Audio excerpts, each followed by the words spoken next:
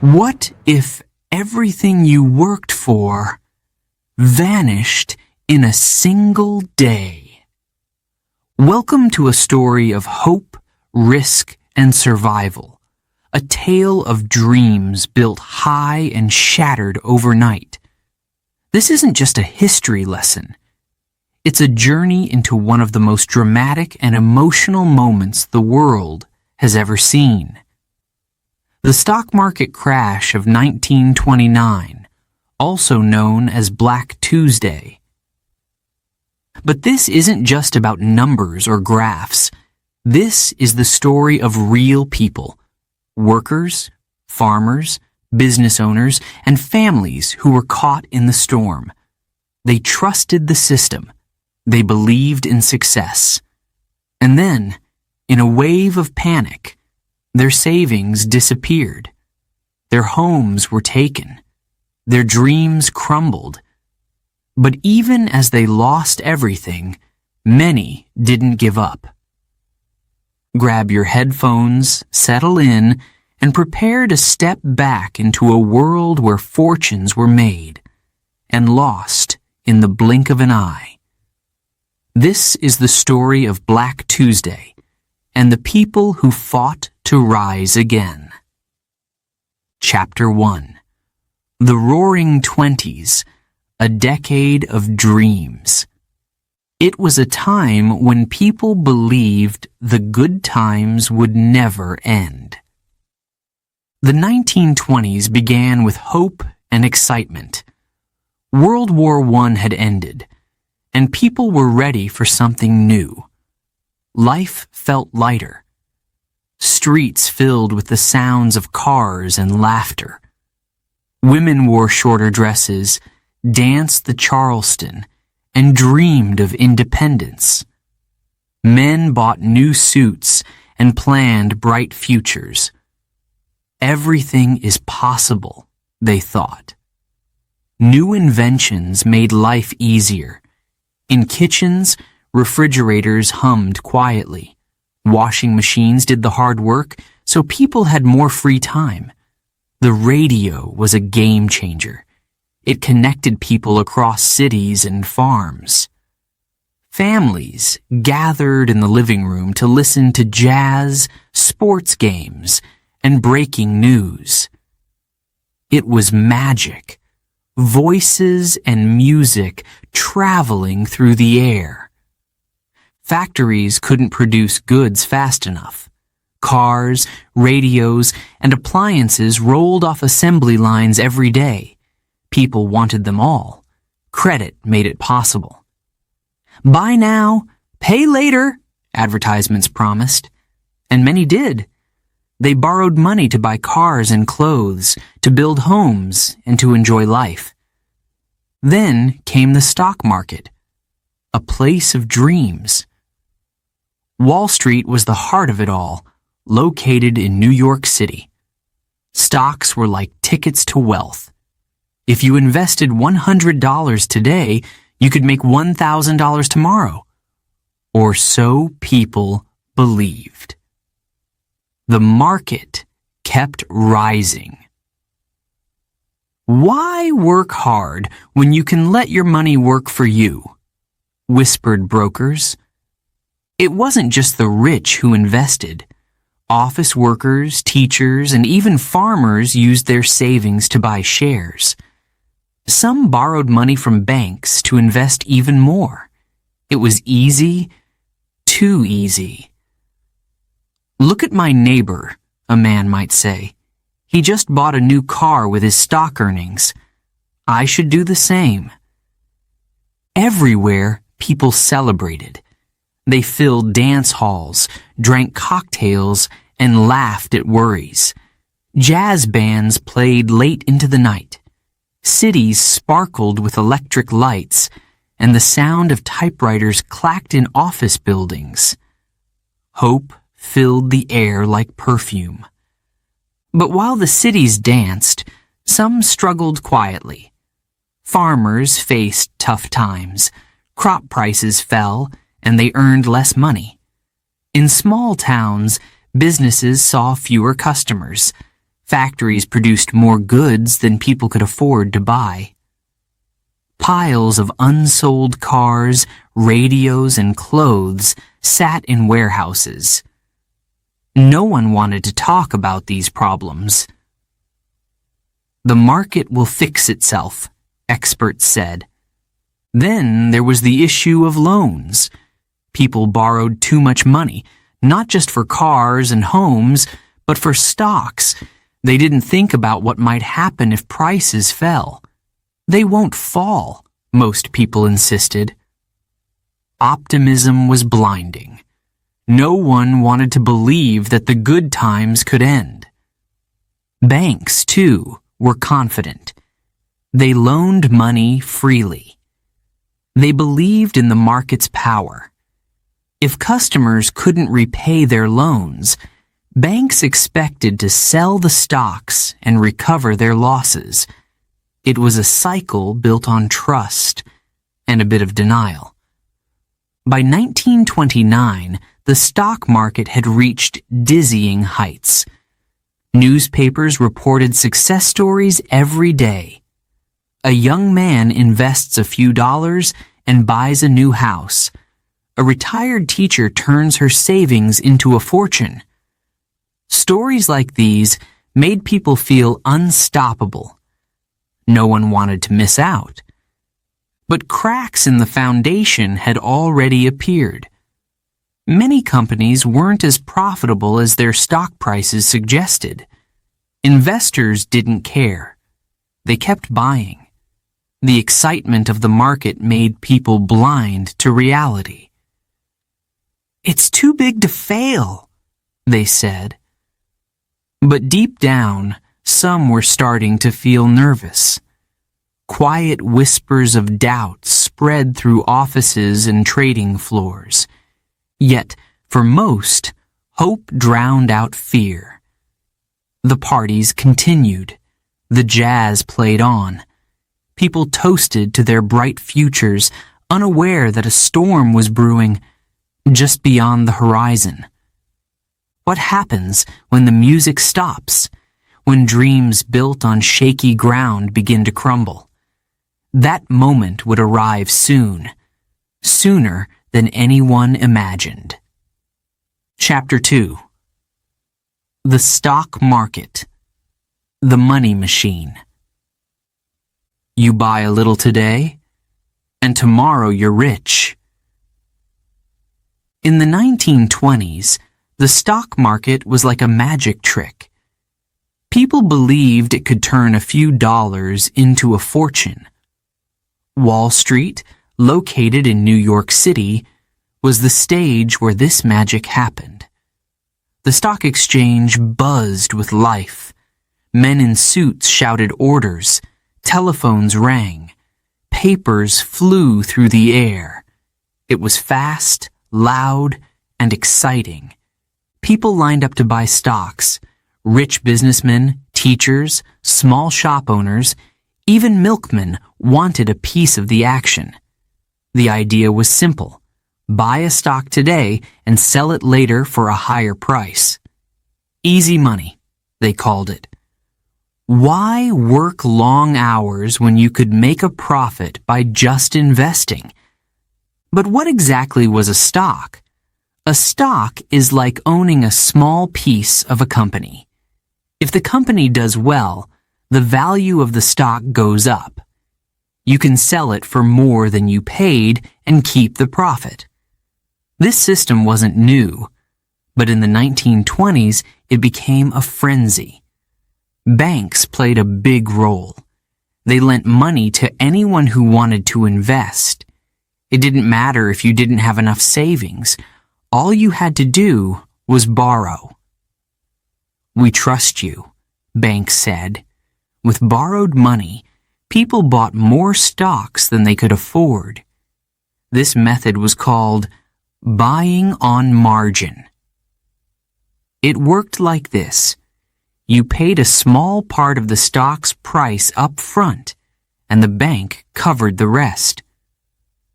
At first, this strategy seemed to work perfectly. Stocks kept rising. Everyone was making money, or so it seemed. "Look at me," a young man might brag to his friends. "I bought stocks last month, and now I can afford a car." His friends would rush to buy stocks too, hoping for the same result. But not all stocks were tied to real success. Some companies weren't making as much money as people thought. Their stocks were overpriced, but no one cared. As long as prices went up, the truth didn't seem to matter. People trusted the system blindly. Newspapers added to the excitement. Headlines shouted stories of overnight success. A teacher turns $1,000 into $10,000, or ordinary man becomes millionaire in 1 year. These stories inspired others. They believed they could do it too. Yet, the system had risks. What would happen if stock prices stopped going up? What if they fell instead? Many investors didn't think about that. They assumed the market would keep rising forever. "Why worry?" they said. "This is America. We always win." Stockbrokers encouraged this belief. Their job was to help people buy and sell stocks, and they earned a commission on every deal. The more people invested, the more money brokers made. So they said whatever investors wanted to hear. "Buy now," they whispered. "The market is strong." Behind the scenes, cracks were beginning to show. Some investors, the ones who paid close attention, noticed that certain companies were struggling. Their profits weren't growing as fast as expected. These investors started selling their stocks. Quietly, at first.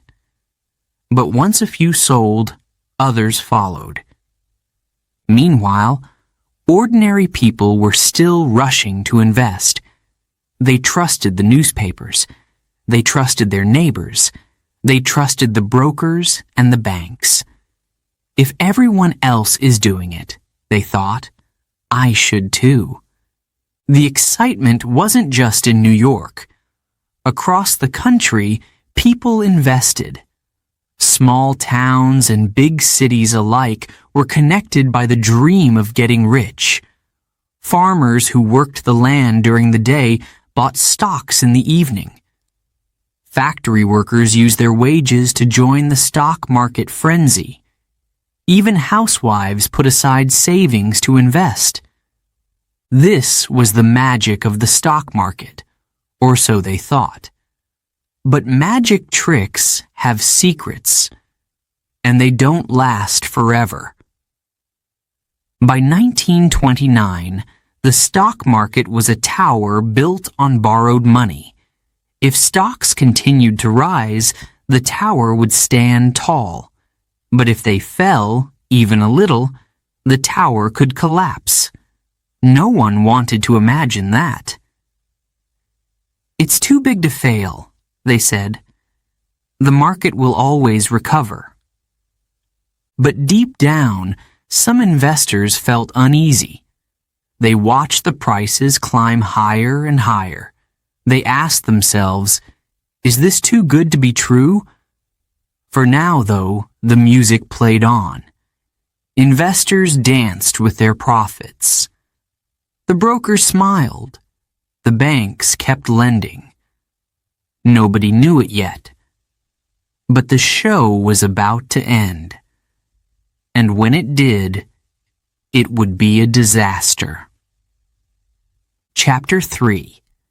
The warning signs, but no one listened. Why worry? Stocks always go up. In 1929, the streets of New York were as busy as ever. Wall Street pulsed with energy. Stock prices flashed on electric boards.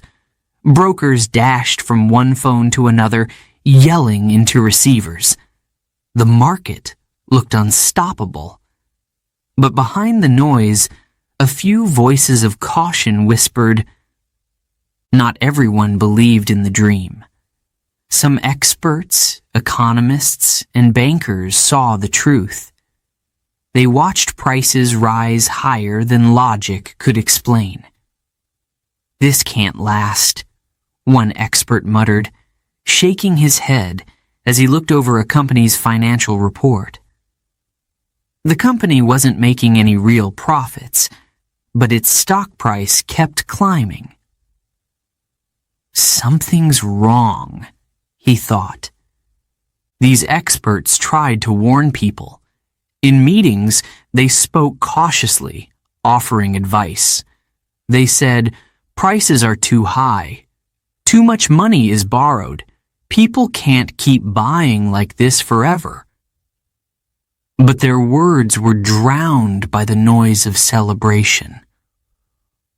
Why would anyone listen to bad news during a party? The newspapers printed glowing headlines. "Stocks reach new heights," shouted one front page. "The market keeps winning," declared another. Radio broadcasts added fuel to the excitement. People trusted what they read and heard. They wanted good news, and they got plenty of it.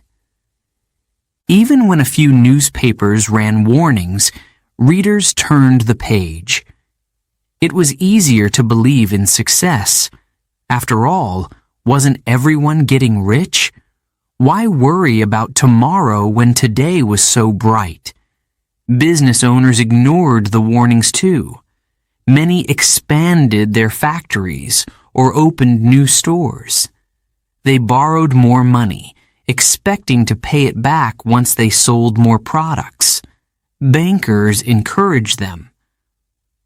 "Don't be afraid," they said. "The market is strong." But cracks were forming. Some investors, the cautious ones, noticed them. They sold their stocks quietly. They didn't want to cause panic, but they also didn't want to be left holding worthless shares. Others, like small-time investors, had no idea what was happening. They kept buying stocks, hoping for bigger returns. On Wall Street, a few seasoned traders felt uneasy. They watched the prices rise each day, knowing that something wasn't right. "This is a bubble," one whispered to a colleague. "When it bursts, we're in trouble." His colleague nodded, but neither of them sold their shares yet. Fear of missing out kept them in the game. The trouble was that no one could predict exactly when the bubble would burst. It might last another year, or it might pop tomorrow. The uncertainty made it easy for most people to ignore the warnings. It was human nature. Why think about danger when everything seems perfect? Bankers had their own reasons for staying silent. They had given out too many loans. If they admitted the market was in trouble, borrowers might panic. Panicked borrowers wouldn't be able to repay their loans. And if the banks failed, the entire system could collapse. Meanwhile, factory owners noticed something strange. Warehouses were filling up with unsold goods. People had bought plenty of cars, radios, and appliances in the early 1920s, but now many couldn't afford new ones. Salaries weren't rising as fast as prices, and debt was piling up. Farmers also struggled. Crop prices had dropped, and they couldn't sell enough to make a profit.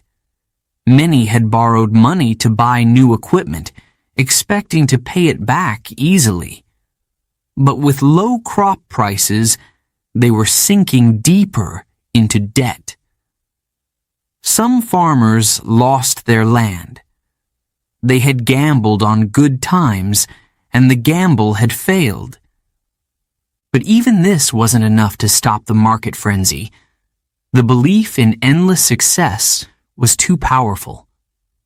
"Stocks are like gold," said one optimistic investor.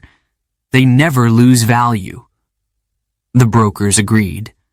Why wouldn't they? Their income depended on people buying stocks. A few companies began closing their doors, but the news barely made a ripple.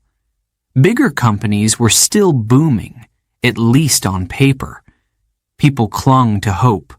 No one wanted to admit that the party might be ending. But deep in their hearts, some felt the tension. There was a strange quiet beneath the surface, like the stillness before a storm. Small signals appeared. Nothing big, just tiny cracks in the foundation. A bank here, a business there, struggling to stay afloat. By the summer of 1929, those cracks had widened. But instead of slowing down, investors kept pushing the market higher. "Let's ride this wave," they said. Just a little longer. No one wanted to miss out on the final profits. Then, in September, the market showed its first real sign of weakness. Prices wobbled. A few stocks dipped. Some investors hesitated, unsure if this was just a small bump or something bigger. The warnings became louder. "Sell now." One cautious trader advised his client. "Don't wait." But most people still didn't listen. Why should they? The market always bounced back, didn't it? For years, that belief had been true. Why would this time be different? As October approached, tensions grew. Behind the excitement, behind the headlines, fear was creeping in. The cracks in the foundation were now impossible to ignore. The market was on edge, balancing between success and disaster. No one knew it yet, but the fall had already begun. Chapter 4. Black Thursday. The first shock. The phones rang non-stop. Investors yelled, panicked, and begged for help. The morning of October 24th, 1929 started quietly. The sun rose over New York City, and the streets hummed with their usual rhythm. Office workers hurried to their desks. Shopkeepers opened their stores. Wall Street, as always, prepared for another busy trading day. No one knew that history was about to be made. At 9:30 a.m., the New York Stock Exchange opened. Traders expected a normal day, maybe a few ups and downs, but nothing unusual. For the first few minutes, everything seemed fine. But then, the first sell orders hit the market. A few stocks dipped, but that wasn't unusual. Prices often moved up and down. But within minutes, the sell orders kept coming. More and more investors wanted to sell their shares. Prices fell, slowly at first, then faster. Panic spread through the trading floor. Phone operators couldn't keep up. The lines were jammed. Telephones rang non-stop, and brokers shouted into their receivers. "Sell it now!" one yelled. "At any price!" Investors, from large companies to ordinary people, rushed to get rid of their stocks, but no one was buying. By mid-morning, the market was in chaos. Stock prices collapsed. General Electric, a symbol of American success, dropped like a stone. Shares of steel companies, automobile makers, and banks were dumped in waves. The air was electric with fear. Traders darted between booths, sweat dripping down their faces. Some waved papers in the air, desperate for a buyer, any buyer. But the buyers were gone. The selling continued. In homes and offices across the country, radios broadcast the news. For those listening, it didn't feel real. Some thought it was just a temporary dip.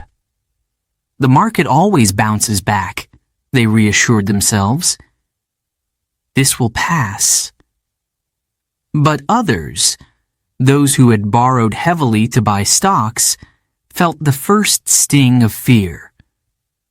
What if this time was different? Inside the stock exchange, the tension was unbearable. A trader leaned against the wall, clutching his chest. "We're finished," he whispered to a colleague. Another man, pale and shaking, grabbed a telephone and dialed his bank. "I need more funds," he begged, but the bank couldn't help.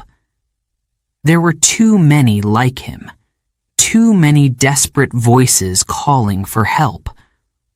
On the trading floor, a young assistant stood frozen, watching the chaos unfold. He had dreamed of becoming a successful broker, of making a name for himself on Wall Street. But today, he saw something he would never forget. Men who, just yesterday, had been confident and powerful, now looked lost. One broker dropped to his knees and buried his face in his hands. "It's over," he whispered. By noon, the wave of panic had spread beyond Wall Street. Across the country, people rushed to check their investments. Small investors, who had saved for years to buy stocks, began to realize they had lost everything. John, a school teacher in Ohio, listened to the radio with wide eyes. "What does this mean?" his wife asked, her voice trembling. He didn't answer. He didn't know. At the stock exchange, rumors spread. "The market will close early," one man said. "The banks are stepping in," said another. But no one knew for sure. It felt like the ground beneath them had disappeared. Then, around noon, a glimmer of hope appeared. A group of powerful bankers, led by Richard Whitney, vice president of the exchange, stepped onto the trading floor. They had formed a plan. With millions of dollars pooled together, they would buy key stocks and stop the free fall. Whitney approached the trading booth for U.S. Steel, one of the biggest companies in the country. In a loud, clear voice, he placed a massive order to buy shares at a high price. For a moment, the room went silent. People held their breath. If Whitney could restore confidence, maybe the market would recover. Other bankers followed his lead, placing similar orders. The market slowed its descent. Stocks stabilized, at least for a little while. Relief washed over the room. But outside the exchange, the damage had already been done. Thousands of investors had sold their shares at huge losses. Many of them had borrowed money to buy stocks and now owed more than they could repay. Across the country, people listened anxiously to the radio, waiting for updates. Some cried. Others stared at their savings statements in disbelief. Their dreams of wealth had vanished in a single morning. By the end of the day, the market had partially recovered, But the cracks in the foundation were clear. Bankers tried to reassure the public. The worst is over, they claimed. But in their hearts, they weren't so sure. That night, the streets of New York were quieter than usual.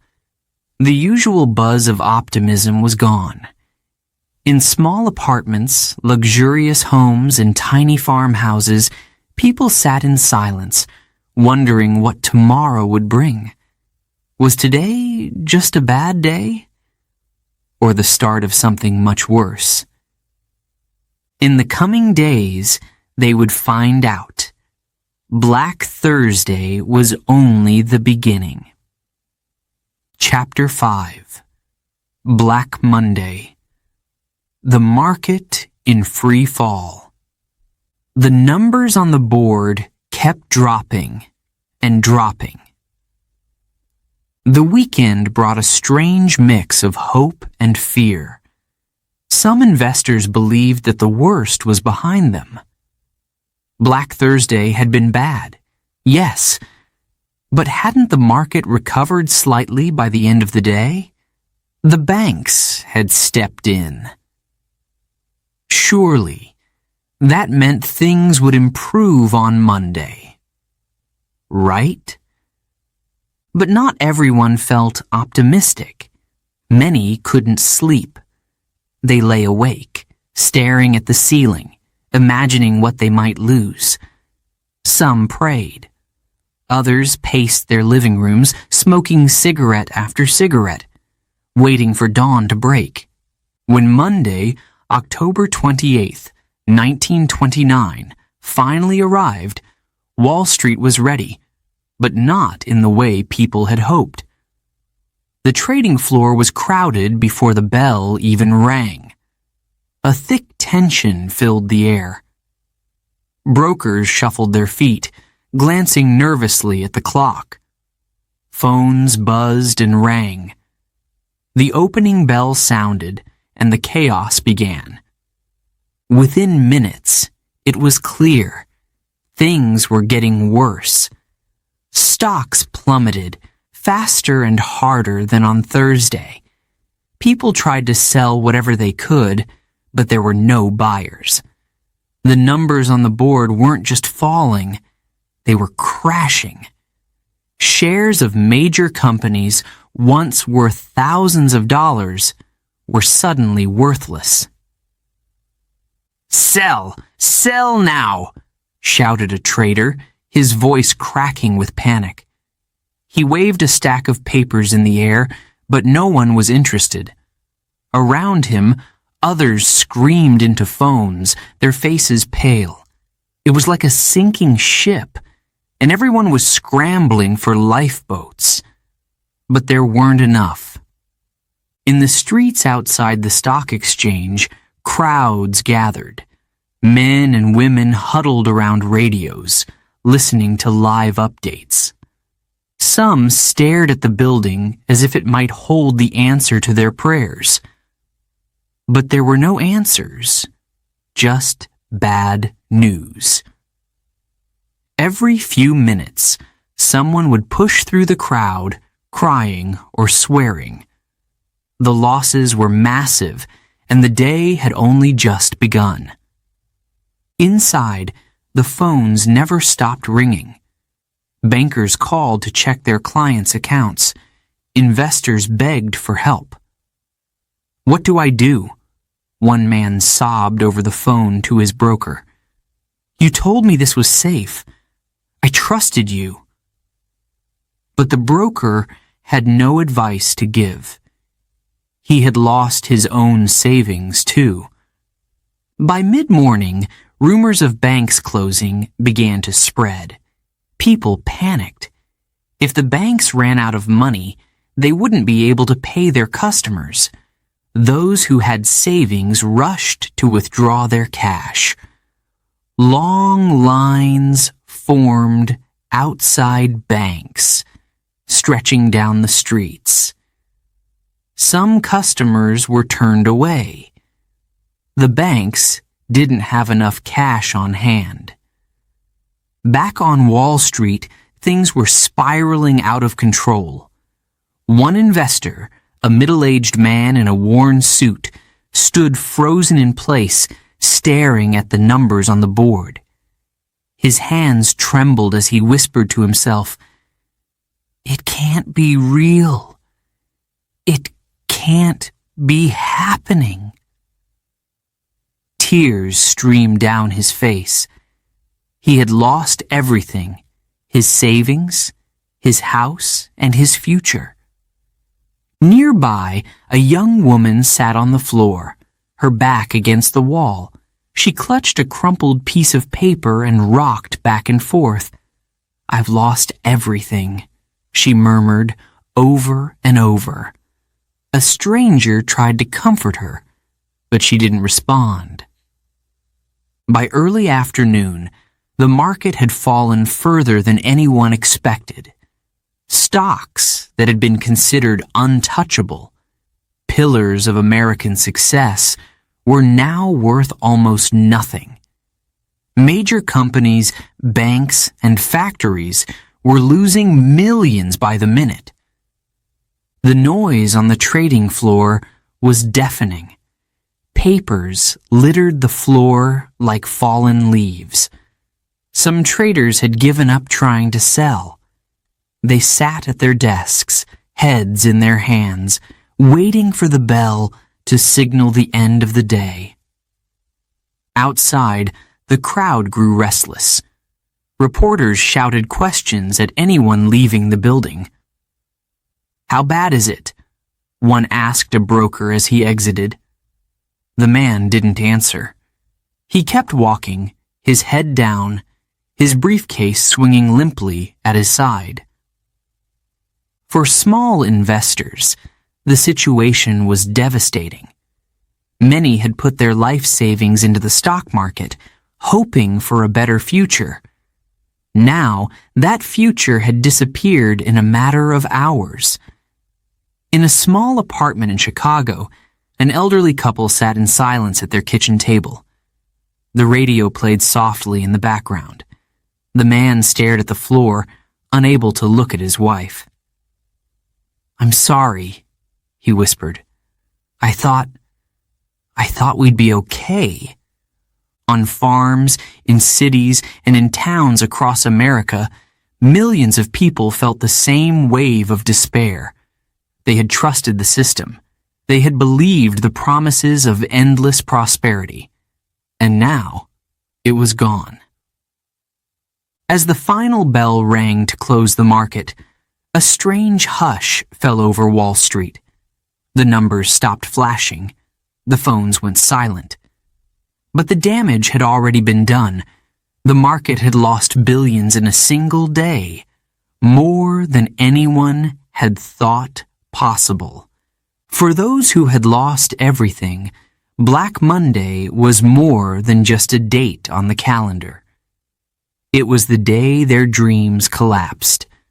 But the worst part? The next day would be even darker. Tuesday was waiting, and it would leave an even deeper scar. Before we begin Chapter 6, a quick note for our listeners. You're currently listening to this audiobook on WooEnglish. Remember, this content is specially made for WooEnglish listeners only. If you're hearing it on any other channel, it may be a violation of WooEnglish's rights. Please ensure you're tuned into the right source to fully enjoy and respect this audiobook journey. Now, let's continue the story. Chapter 6. Black Tuesday, a day the world would never forget. A tidal wave of terror swept through Wall Street. October 29th, 1929, dawned cold and gray. The wind blew down the streets of New York City, but the chill outside was nothing compared to the storm brewing on Wall Street. By the time the stock market opened that morning, the air was thick with fear. People had been dreading this day ever since Black Monday. Their worst nightmare was about to come true. Brokers and traders crowded the floor of the New York Stock Exchange. Phones rang constantly. The first trades of the day showed what everyone feared most. Prices were already falling. Stocks that had been valuable yesterday were suddenly worth almost nothing. The board lit up with red numbers, signaling massive losses. Panic spread like wildfire. Investors scrambled to sell their stocks. Desperation filled the room. "Sell it," a man shouted, waving a piece of paper over his head. "I don't care how much I lose." But there were no buyers. Prices dropped lower and lower. The more people sold, the faster they fell. It was like a free fall, and no one could stop it. On the trading floor, brokers ran from booth to booth, shouting orders. Their voices cracked under the pressure. Some ripped off their ties and threw them to the floor. Others collapsed into chairs, staring blankly at the chaos around them. "We're finished," one man said, his voice barely above a whisper.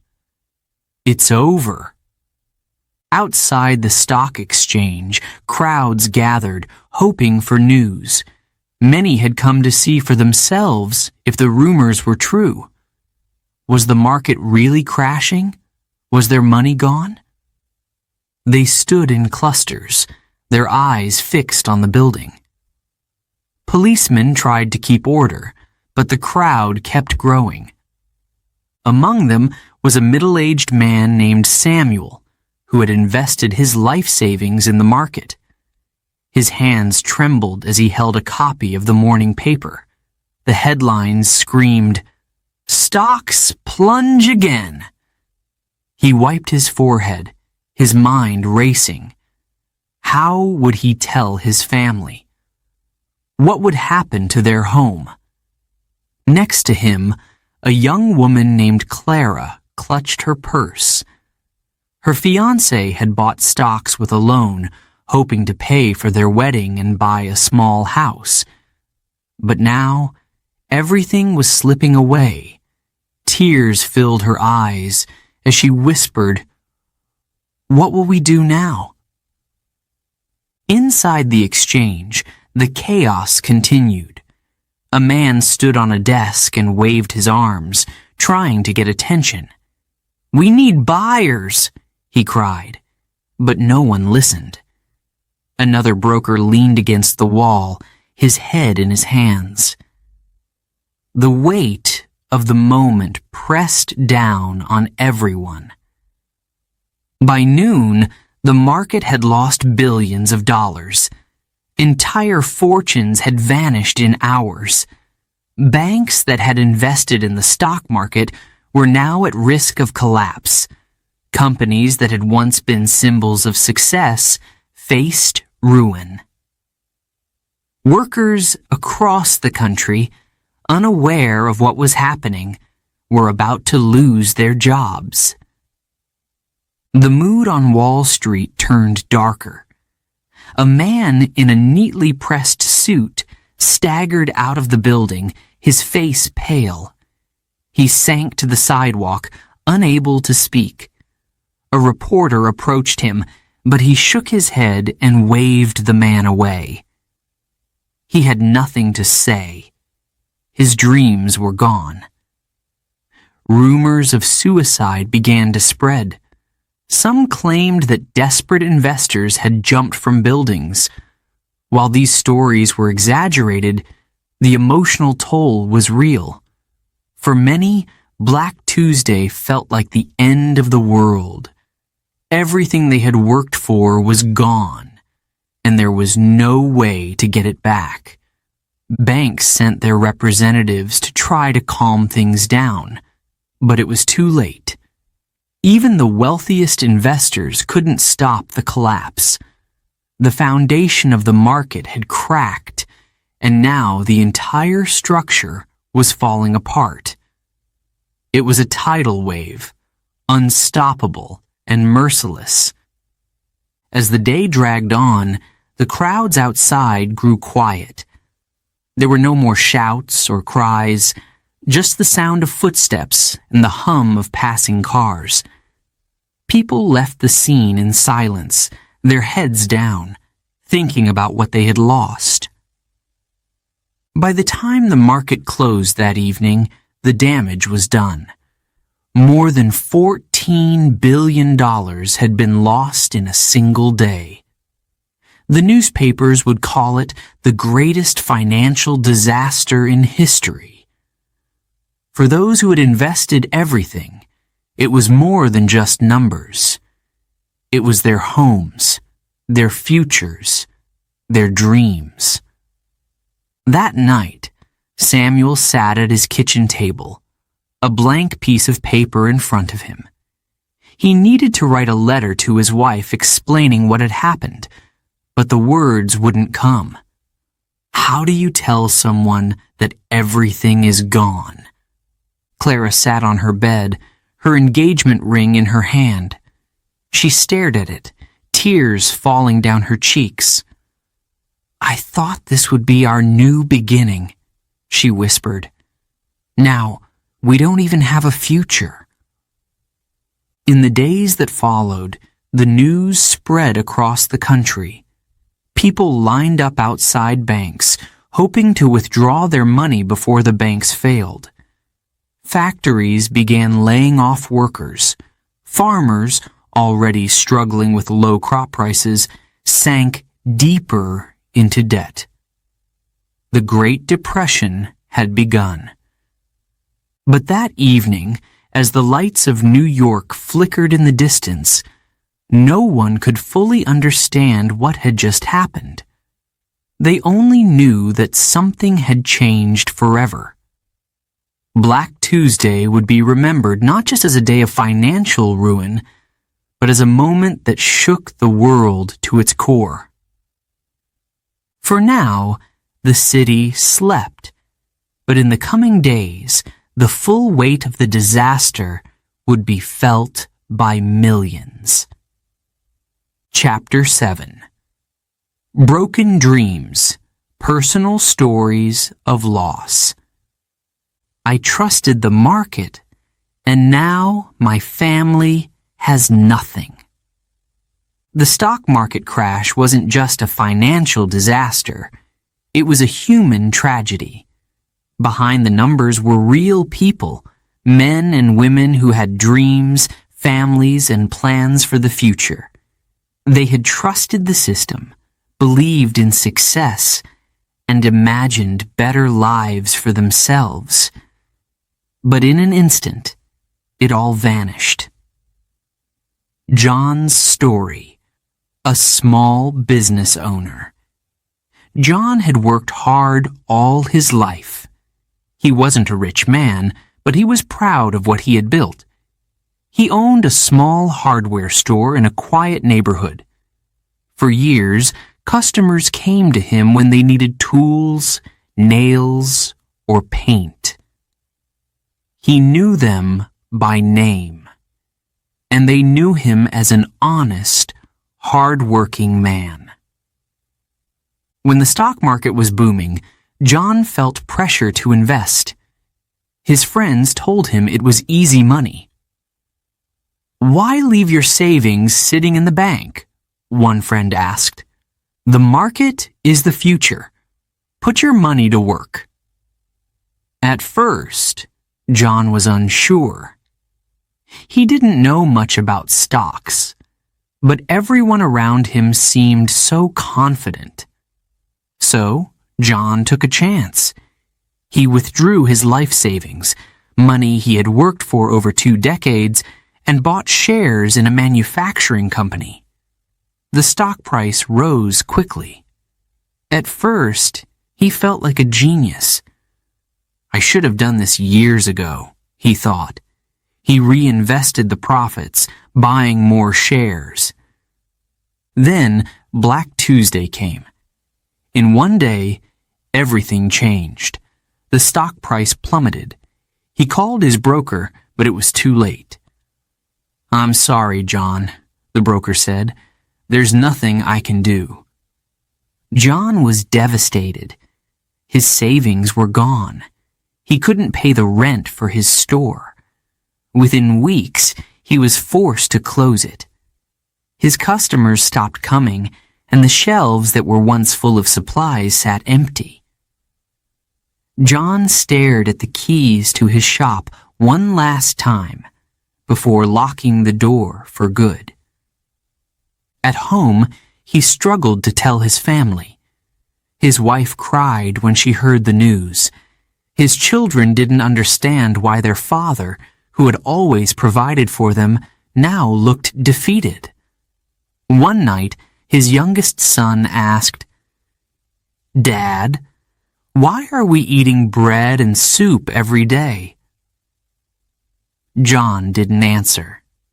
He couldn't. In the weeks that followed, John searched for work. But so did thousands of others. There were no jobs. The streets were full of men in worn-out coats, standing in lines that stretched around city blocks. Bread lines, they were called. John stood there too, holding an empty sack, waiting for a small piece of bread to bring home. How did this happen? He wondered, over and over. But there was no answer. Clara's story. A factory worker. Clara woke up early every day, long before the sun rose.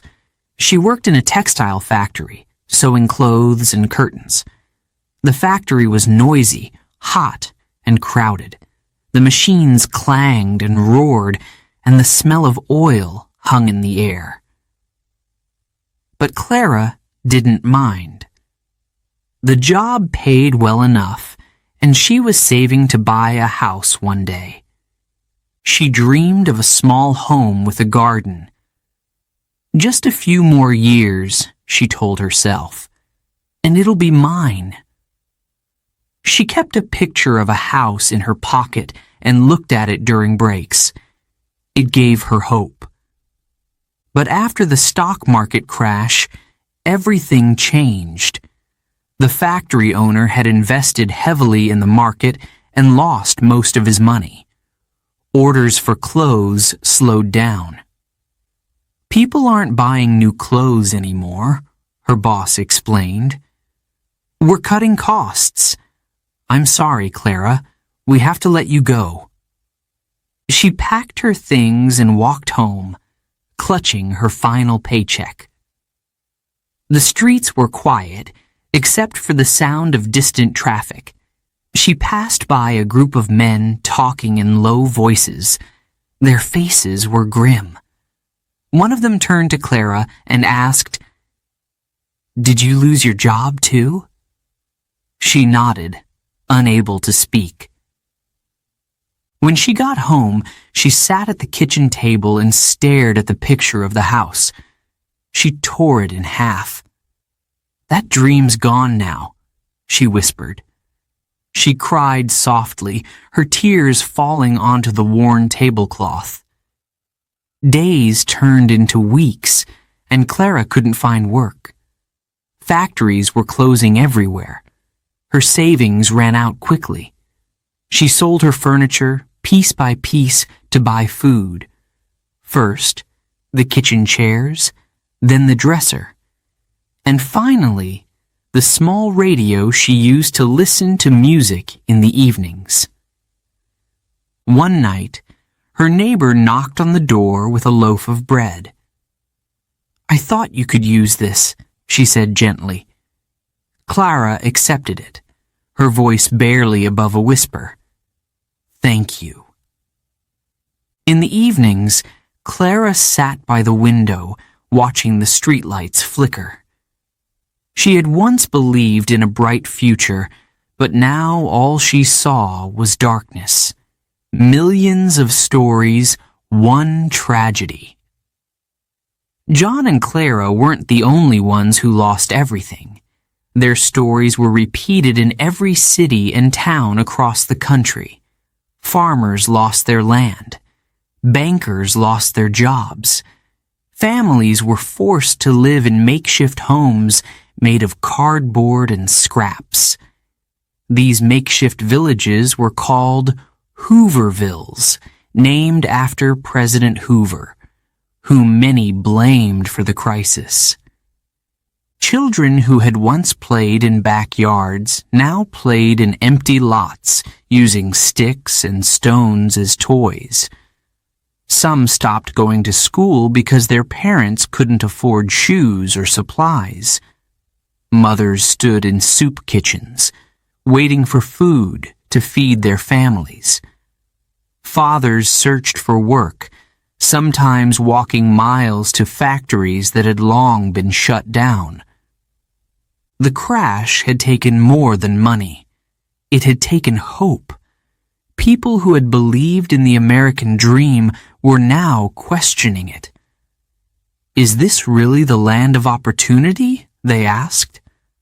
For many, the answer felt like a painful no, a ray of hope. But even in the darkest times, people didn't give up. Neighbors helped one another. Churches opened their doors, offering food and shelter. Communities came together. People shared what little they had, even if it was just a slice of bread or a cup of soup. John found comfort in teaching his children how to repair shoes, a small skill he had learned during his time at the hardware store. Clara volunteered at a local shelter, sewing clothes for those in need. Though their dreams had been shattered, they found strength in survival. The crash had broken their hearts, but it couldn't take away their will to keep going. And in that determination lay the seed of recovery. It would take time, but they would rise again. Together. Chapter 8. The Domino Effect. Banks, Businesses, and Unemployment. When one domino falls, the rest soon follow. The stock market crash of 1929 shook the foundation of America, but the crash itself wasn't the end. It was the spark that lit a much larger fire. The flames spread quickly, burning through banks, businesses, and factories. The economy crumbled, and lives changed overnight. At first, people thought it would pass. "It's just a temporary dip," some said. But weeks went by, and the situation grew worse. The stock market had drained money from millions of investors, but the real damage was just beginning. When people lost their savings, they couldn't spend money. And without spending, the entire system began to collapse. The banks were the first to fall. Banks had lent money to investors during the market boom. When stocks crashed, investors couldn't pay back their loans. The banks had no way to recover their money. Slowly, they began to run out of cash. In small towns and big cities, people lined up outside banks, hoping to withdraw their savings before it was too late. One morning, a man named Henry arrived at his local bank, early and anxious. He had heard the rumors. "The bank is running out of money," his neighbor had whispered. Henry wasn't taking any chances. He had saved every penny he could to send his daughter to college. When Henry reached the front of the line, the bank teller looked at him with sad eyes. "I'm sorry, sir," she said softly. "We don't have any cash left." Henry's heart sank. He staggered out of the building and sat on the curb, his head in his hands. His dreams had disappeared in an instant. As banks closed their doors, businesses began to suffer. Without loans or access to credit, companies couldn't operate. Factories that once produced cars, radios, and appliances slowed down. Workers were sent home. "We'll call you if things improve," their bosses told them. But no one believed the calls would come. Martha was one of those workers. She had worked in a shoe factory for 5 years. Every day, she stitched leather soles with pride, knowing that her paycheck helped support her family. But when the factory cut back production, Martha was let go. She stuffed her few belongings into a bag and walked home, tears blurring her vision. Her children were waiting for her, excited for dinner. She had nothing to give them. The next morning, Martha joined the crowd at the local employment office. The line stretched around the block. Men in worn-out jackets, women clutching their children, and young boys hoping for small jobs all waited for a chance to earn something, anything. But there were no jobs. The factories had stopped hiring. Many had already shut down completely. Across the country, bread lines became a common sight. They formed outside churches, schools, and charities. People waited for hours to get a small loaf of bread or a bowl of soup. The food was simple, but it was better than nothing. Some families went days without a full meal. Hunger wasn't just a feeling. It was a constant companion. In New York City, a boy named Jimmy stood in line with his mother, shivering in the cold. His coat was too thin, and his shoes had holes in them. As they waited, Jimmy looked up at his mother. "Do you think we'll get bread today?" he asked.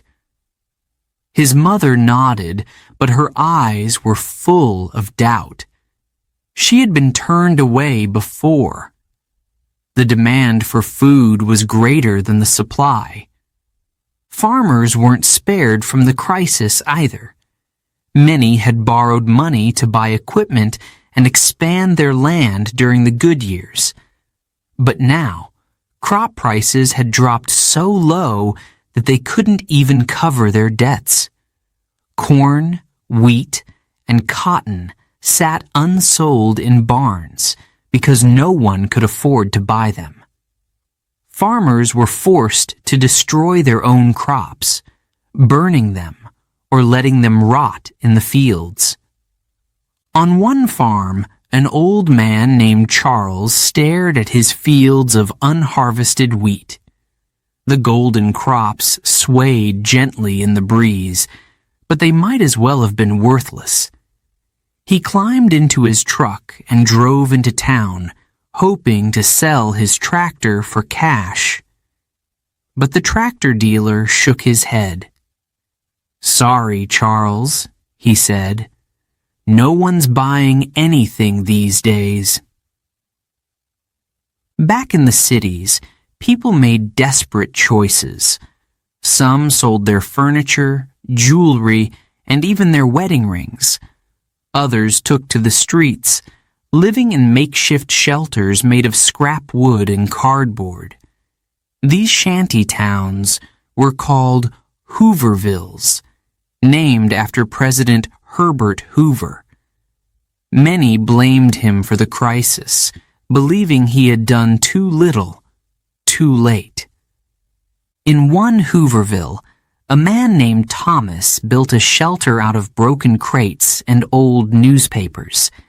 He had once owned a successful grocery store, but now he had nothing. His wife and 2 children huddled inside the shelter, wrapped in blankets to keep warm. At night, Thomas lay awake, thinking about how life had changed so quickly. How did we end up here? He wondered. The domino effect continued. Without jobs, people couldn't pay their rent or mortgages. Families were evicted from their homes. Apartment buildings stood empty, their windows boarded up. Entire neighborhoods became ghost towns.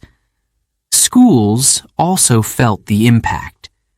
Many children stopped attending because their families couldn't afford clothes or school supplies. In one classroom, a teacher noticed her students' desks slowly emptying. By the end of the month, only half of them remained. She looked out the window, wondering how long the school would stay open. Even hospitals struggled. Without funding, they couldn't buy enough medicine or pay their staff. Sick patients were turned away, left to suffer at home. Communities that had once thrived were now filled with pain and hopelessness. But amidst the despair, small acts of kindness kept hope alive. Neighbors shared what little food they had. Churches opened their doors as shelters. Strangers offered blankets and clothes to those in need. People leaned on one another, determined to survive. The domino effect was brutal, but it wasn't unstoppable. The same spirit that had built America was still there, buried beneath the suffering. Even as factories closed and bread lines stretched on, some believed that recovery was possible. But it would take time. The country was broken, and rebuilding it wouldn't be easy. The crash had shown how fragile the system was. One failure had led to another, until the entire nation was on its knees. But the people hadn't given up. Not yet. For now, they would endure. Tomorrow was uncertain, but they still had hope that better days would come. Chapter 9. Life in the Great Depression. Struggles and survival. Every penny mattered. Every meal was a blessing. The Great Depression was not just about numbers. It was about people, ordinary men, women, and children, fighting to survive. They had to find new ways to live when the world around them crumbled. Jobs were scarce, food was limited, and every decision meant the difference between hunger and hope. In cities, families who once lived comfortably were now forced to sell everything they owned. Furniture, jewelry, even family heirlooms were sold piece by piece. People placed their belongings on the sidewalks with signs reading, "For sale, make an offer." A man would sell his coat just to buy a loaf of bread. Margaret, a mother of 3, stood outside her apartment holding her wedding ring. She had treasured it for years, but now it was her only option. Her youngest child, barely 5 years old, was hungry. Tears filled her eyes as she handed the ring to the pawnbroker. "How much can I get for this?" she whispered. He gave her a few dollars, enough to buy bread and milk for the day. For many, losing their homes was the hardest blow. Families who could no longer afford rent were evicted. They carried their belongings in carts or suitcases, wandering the streets in search of shelter. Some slept in parks, wrapping themselves in blankets made of newspapers. Others built makeshift homes out of wood scraps, cardboard, and tin. These shanty towns, known as Hoovervilles, appeared across the country. People blamed President Herbert Hoover for the crisis and named the settlements after him as a form of protest. In one Hooverville on the outskirts of Chicago, a boy named Tom shared a small shack with his parents and sister. The roof leaked when it rained, and the floor was made of dirt. But it was home. Tom spent his days collecting firewood and scraps of metal to sell for pennies. Sometimes his mother sent him to the soup kitchen to wait in line for a free meal. The bread was stale and the soup was watery, but it kept them alive. Rural areas weren't spared from the hardships either. Farmers, once the backbone of the American economy, faced ruin. Crop prices had dropped so low that farmers couldn't make a profit. Wheat, corn, and cotton rotted in the fields because no one could afford to buy them. Many farmers abandoned their land and moved west, hoping for a better life in California. But the journey was long, and the promises of jobs were often false. The Dust Bowl made things worse. In parts of the Midwest, massive dust storms destroyed farms. The skies turned dark as winds carried dirt for miles. Jessie, a farmer's wife in Oklahoma, watched as dust seeped through the cracks in their home. It covered the table, the bed, and the dishes. Her children coughed at night, their lungs filled with dirt. "We can't stay here," she told her husband one morning. With heavy hearts, they packed their truck and left everything behind. In cities, children were forced to grow up quickly. Many dropped out of school to help their families. Boys polished shoes on street corners, and girls worked as maids in wealthy households. A 12-year-old named Billy sold newspapers in New York City. He shouted headlines about bank closures and unemployment, hoping someone would buy a paper. At the end of the day, he handed his earnings, just a few coins, to his mother. "It's not much," he said. She smiled and hugged him. "It's enough." Despite the struggles, there were moments of kindness and hope. Neighbors helped one another in small but meaningful ways. If someone had extra bread, they shared it. If one family had a warm coat, they passed it down to another. Communities became lifelines. In one neighborhood, a group of women took turns cooking large pots of soup to feed the children on their street. "We don't have much," one woman said, "but no child should go hungry." Churches, charities, and shelters did what they could to provide support. At a mission in St. Louis, a man named George received a bowl of hot stew after days of hunger. He sat on a bench, eating slowly, savoring each bite. Tears streamed down his face, not because of the food, but because of the kindness behind it. "I thought people had forgotten us," he whispered to the volunteer serving him. Music and storytelling also lifted spirits.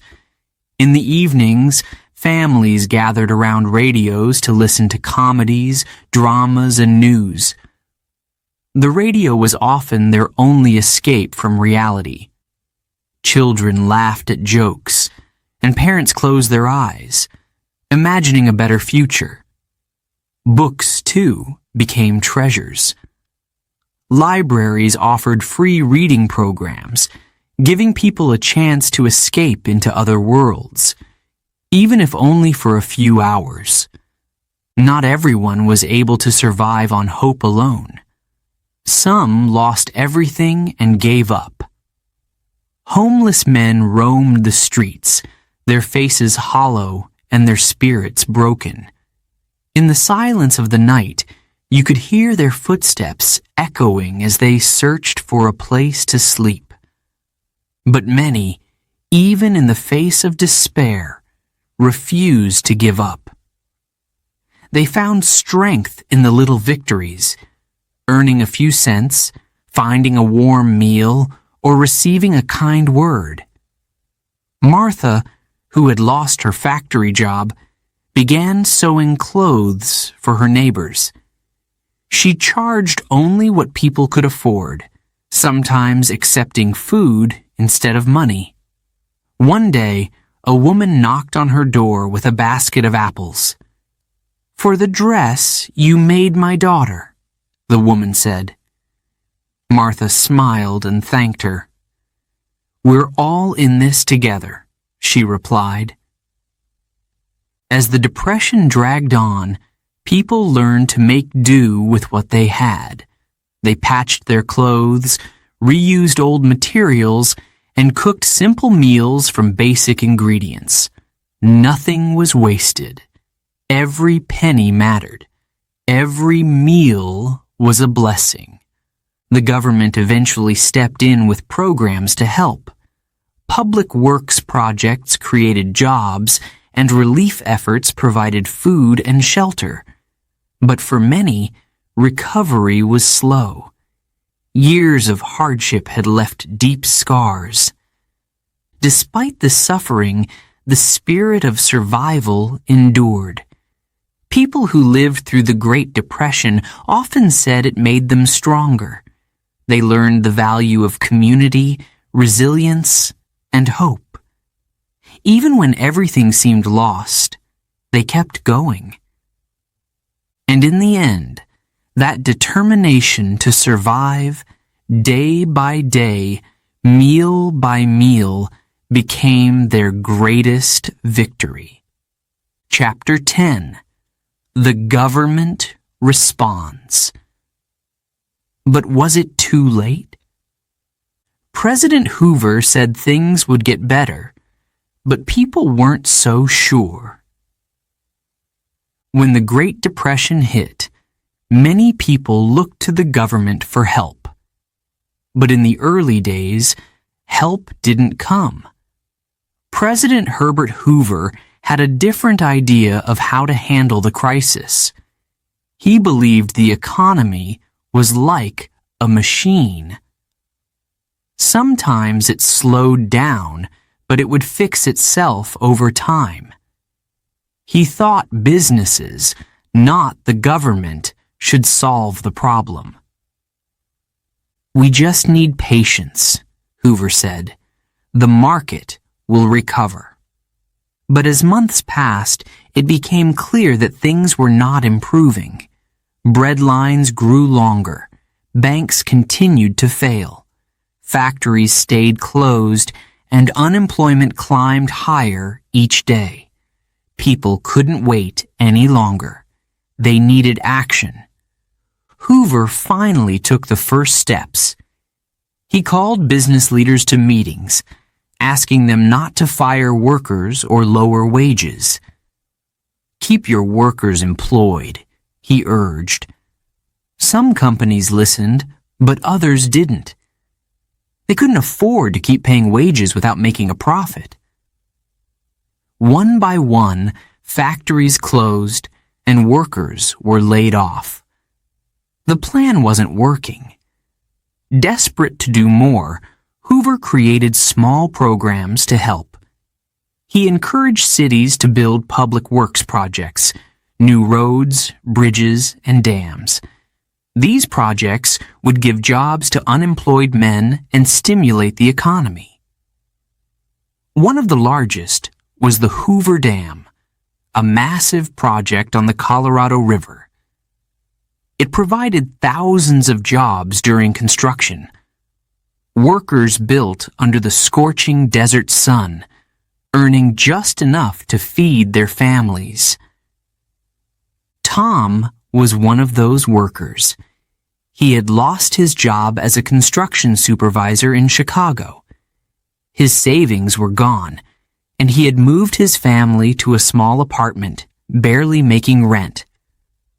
When he heard about the dam project, he packed his bags and left for Nevada, leaving his wife and children behind. "I'll send money home," he promised. The work was brutal. The heat was unbearable, and accidents were common. But Tom kept going. He thought about his family every day. Each dollar he earned brought them closer to survival. But not everyone was as lucky as Tom. For many, public works projects weren't enough. Millions remained unemployed, and the economy showed no signs of recovery. As conditions worsened, people grew angry. They blamed Hoover for not doing enough. Some accused him of ignoring their suffering. Across the country, makeshift villages of homeless people popped up. They were called Hoovervilles, a mocking reference to the president. Families lived in tents or shacks made from scrap wood and metal. Children played in the dirt while their parents searched for work.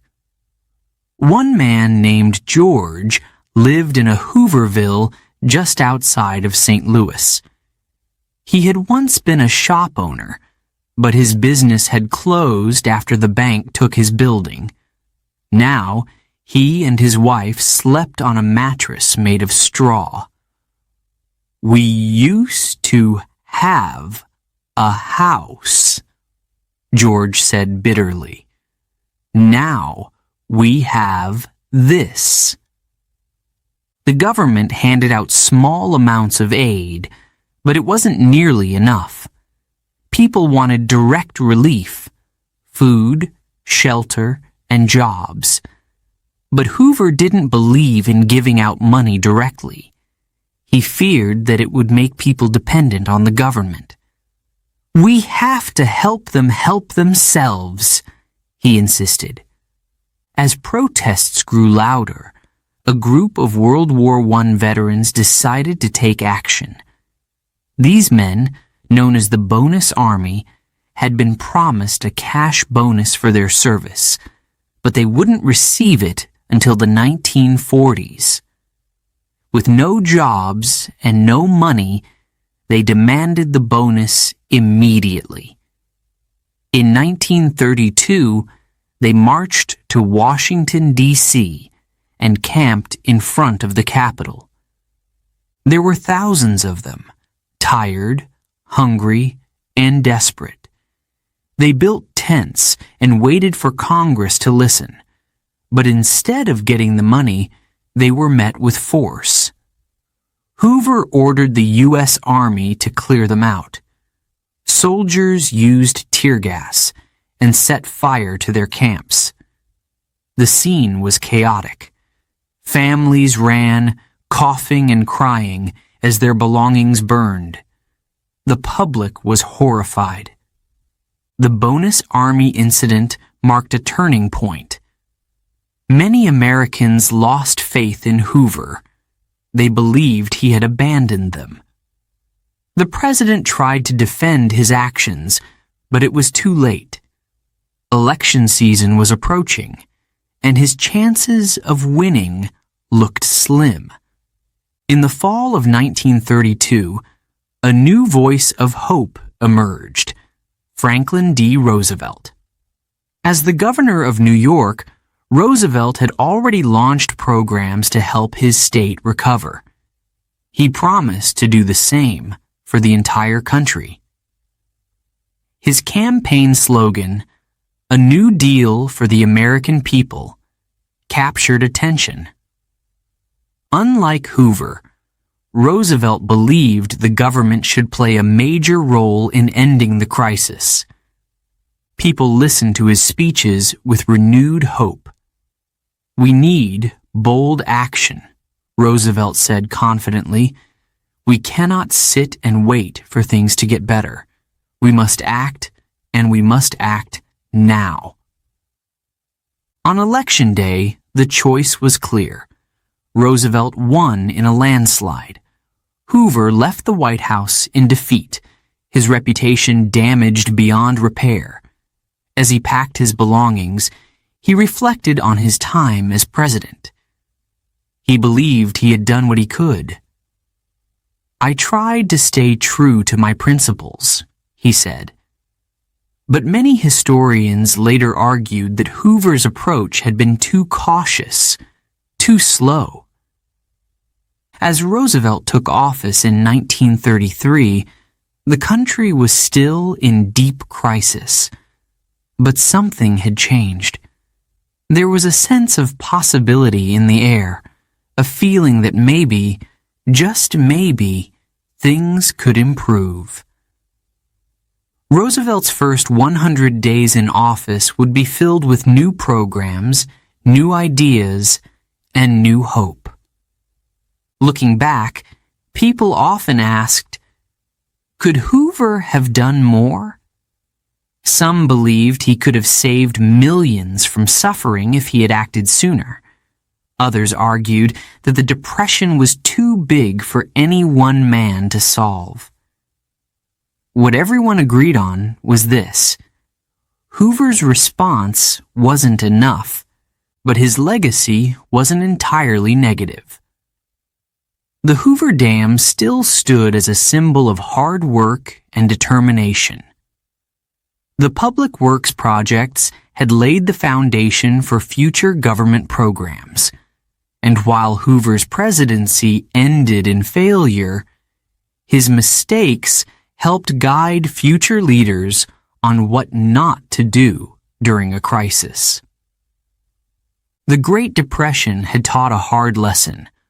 When one part of the economy fails, it affects everyone. The response had to be fast, bold, and widespread. The question now was whether Roosevelt could deliver what Hoover could not. For the millions of Americans still standing in bread lines, there was no time to waste. Chapter 11. Rebuilding Trust. How the U.S. began to recover. The future looked dim, but people didn't give up. When Franklin D. Roosevelt took office in March 1933, the United States was in chaos. Millions of people were out of work, families were hungry, and businesses were closing every day. Banks had failed, and trust in the financial system had vanished. But Roosevelt stood before the nation with a strong voice and a simple promise. I pledge you, I pledge myself to a new deal for the American people. His words gave people something they hadn't felt in years: hope. But hope alone wasn't enough. Roosevelt knew he had to act quickly. His first task was to fix the banks. Without a working banking system, the economy would remain frozen. Money wasn't flowing. People were keeping their savings under mattresses, afraid to deposit them in banks. On his second day as president, Roosevelt closed all banks temporarily. It was called a bank holiday. No one could deposit or withdraw money. While the banks were closed, government officials inspected them to see which ones were healthy enough to reopen. Those that were stable would reopen first. The weak ones would remain shut. During this time, Roosevelt spoke directly to the people through radio broadcasts. These speeches became known as fireside chats. He spoke calmly, as if he were sitting in their living rooms. Your money will be safer in a reopened bank than under your mattress, he said confidently. People listened. They trusted him. When the banks reopened, long lines of people appeared, but they weren't there to withdraw money. They were there to deposit it. The strategy had worked. By restoring trust in the banks, Roosevelt had taken the first step toward recovery. But he didn't stop there. He launched a series of programs to address the nation's problems. Farmers were suffering because crop prices had fallen so low that they couldn't make a profit. To help them, Roosevelt created the Agricultural Adjustment Act, AAA. This program paid farmers to grow fewer crops. With less supply, prices would rise, and farmers could earn a living again. Tom, a wheat farmer in Kansas, had been struggling for years. He had watched his crops rot in the fields because he couldn't sell them. When he heard about the AAA, he felt a spark of hope. With government payments, he could finally buy new equipment and keep his farm running. For the first time in a long time, he believed that things might get better. Next, Roosevelt turned to the unemployed. Millions of men and women were without jobs, and they needed work fast. One of the most successful programs was the Civilian Conservation Corps, CCC. It gave jobs to young men who worked on environmental projects, planting trees, building parks, and preventing soil erosion. John, a 19-year-old from Ohio, had been living with his parents, unable to find work. When he joined the CCC, he was sent to a camp in the mountains. There, he planted trees and built hiking trails. He earned $30 a month, most of which he sent home to help his family. The work was hard, but it gave him purpose. He felt useful again. Another major program was the Public Works Administration, PWA, which created jobs by building schools, bridges, hospitals, and roads. In cities and towns across the country, construction sites buzzed with activity. The projects not only provided jobs, but also improved infrastructure. Roads became smoother, schools became safer, and communities became stronger. For families in need of immediate help, the Federal Emergency Relief Administration, FERA, provided food, clothing, and money. Margaret, a single mother with 2 children, had lost her job at a textile factory. Without income, she had been forced to sell her furniture and pawn her wedding ring. When she received food and financial aid from FERA, it was like a lifeline. She cried tears of relief as she cooked a warm meal for her children. But Roosevelt knew that true recovery required long-term change. He wanted to make sure that another financial disaster like the Great Depression would never happen again. To do this, he created new rules and regulations for banks and the stock market. The Glass-Steagall Act was one of the most important changes. It separated commercial banks from investment banks.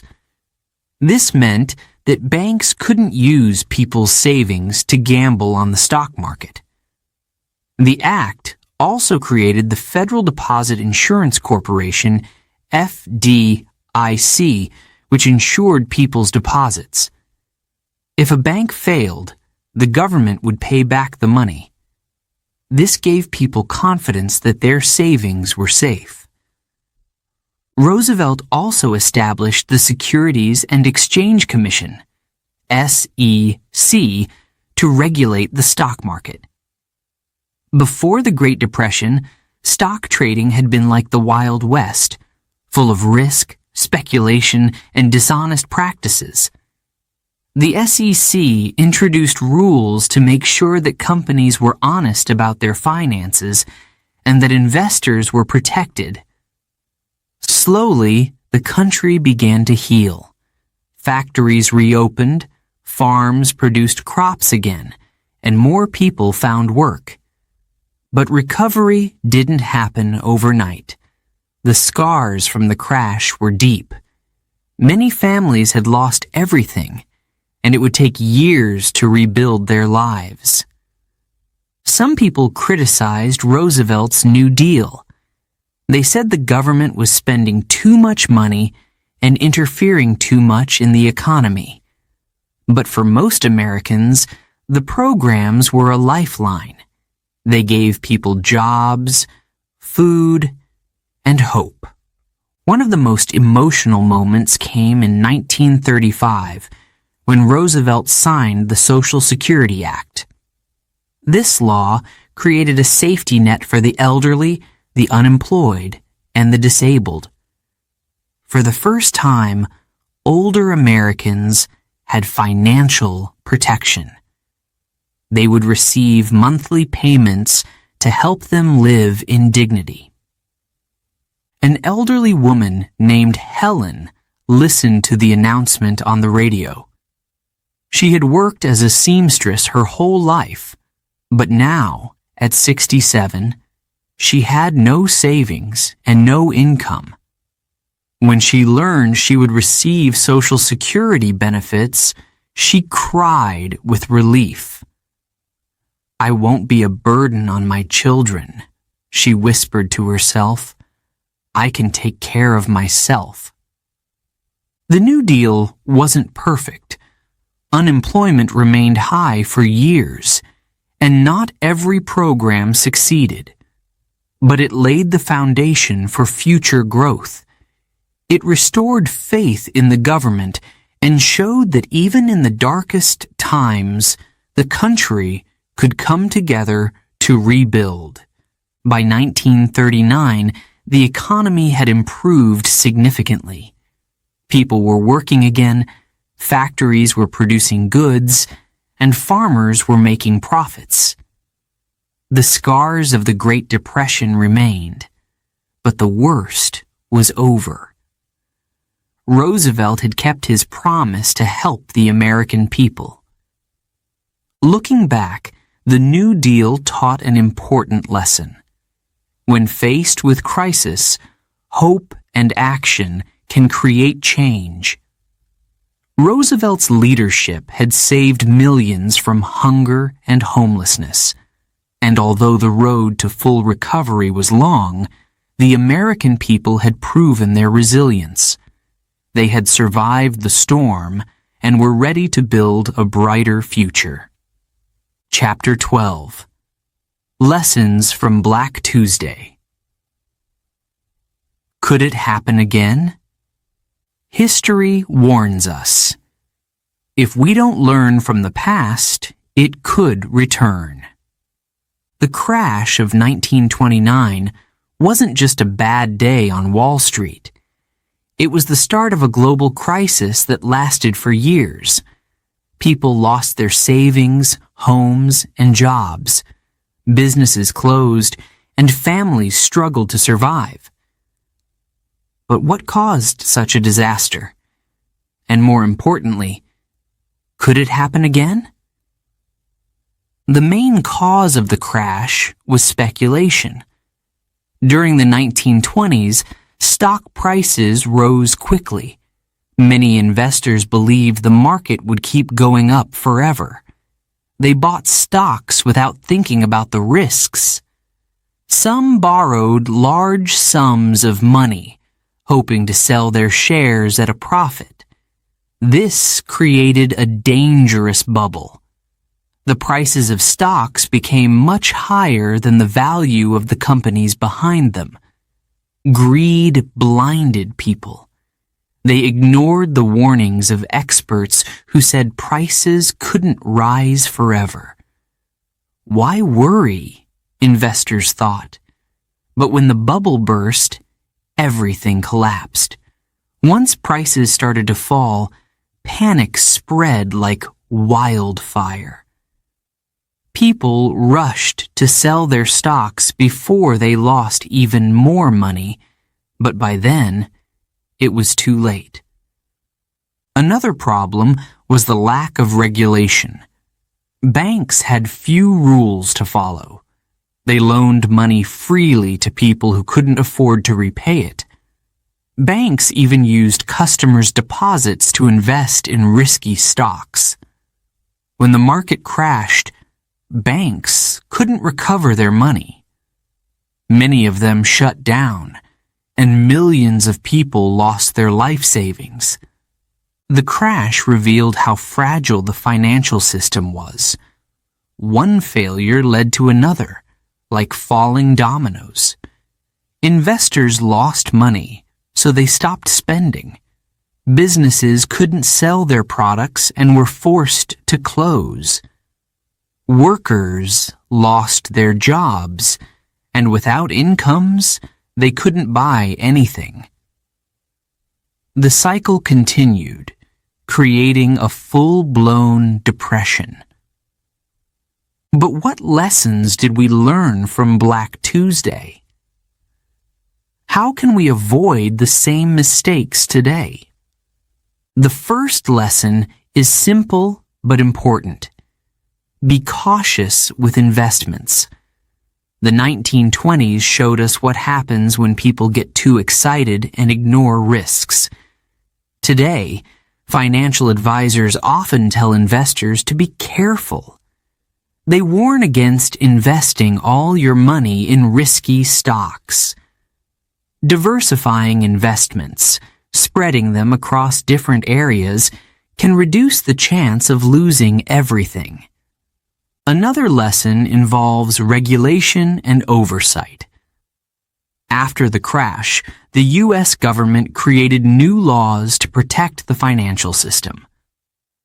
The Securities and Exchange Commission, SEC, was formed to regulate the stock market. Companies were required to provide accurate information about their finances, so investors could make informed decisions. The Glass-Steagall Act separated commercial banks from investment banks. This meant that banks couldn't gamble with people's savings.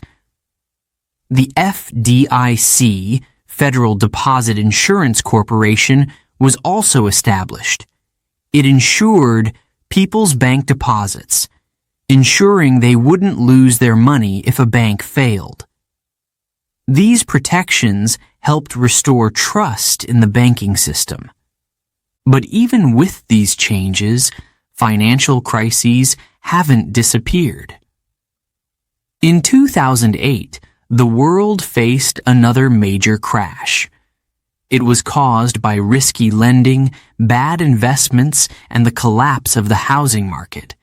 Banks gave out loans to people who couldn't afford them, just like in the 1920s. When the housing bubble burst, the global economy suffered. The 2008 crisis reminded us that history can repeat itself. Many people asked, did we forget the lessons of Black Tuesday? Although the crash didn't cause another Great Depression, it created widespread unemployment and hardship. One lesson we've learned is the importance of government intervention during crises. After the crash of 1929, President Hoover didn't act quickly enough. He believed the economy would recover on its own. But by the time help arrived, it was too late for many families. Roosevelt's New Deal programs helped turn things around by providing jobs, food, and support. During the 2008 crisis, the U.S. government responded faster. Banks were bailed out, loans were given to struggling companies, and programs were launched to help homeowners.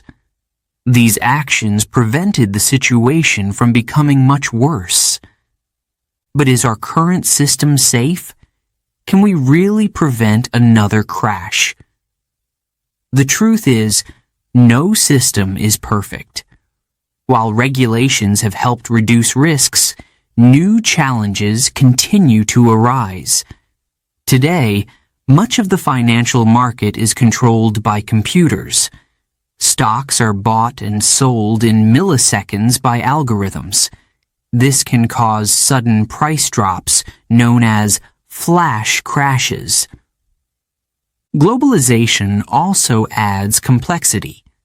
Markets around the world are connected. If one country experiences an economic crisis, the effects can spread quickly to others. What starts as a small problem can grow into a global disaster. So, what can we do to protect ourselves? First, we need strong regulations that adapt to new technologies and changing markets. Governments must closely monitor banks and financial institutions. They need to ensure that risky behavior is punished and that warning signs are not ignored. Second, individuals must be responsible with their investments. It's easy to be tempted by quick profits, but history has shown us that this can be dangerous. Learning about financial risks and making informed decisions is key to avoiding personal losses. Lastly, we need to remember that economic growth can't be built on speculation alone. In the 1920s, the economy seemed strong, but much of it was based on paper wealth, money that existed only because of rising stock prices. True economic strength comes from producing goods, creating jobs, and investing in long-term development. Even though Black Tuesday happened almost 100 years ago, its lessons are still relevant today. The crash taught us about the dangers of greed, the importance of regulation, and the need for quick government action during crises. But it also showed us something deeper: the resilience of the human spirit. After the crash, people didn't give up. They worked hard, helped one another, and rebuilt their lives. The recovery was slow, and the scars remained for years, but they proved that even in the darkest times, survival was possible. As we look to the future, the story of Black Tuesday stands as a warning and a reminder. Crashes can happen again if we forget the lessons of the past. But if we stay cautious, informed, and prepared, we can protect ourselves and avoid repeating the same mistakes. Could another crash as big as 1929 happen today? The answer is yes, if we let it. But with the right actions, we can keep history from repeating itself. The power is in our hands, and if history has shown us anything, it's that we're capable of learning, adapting, and finding a way forward, no matter how tough the road may be.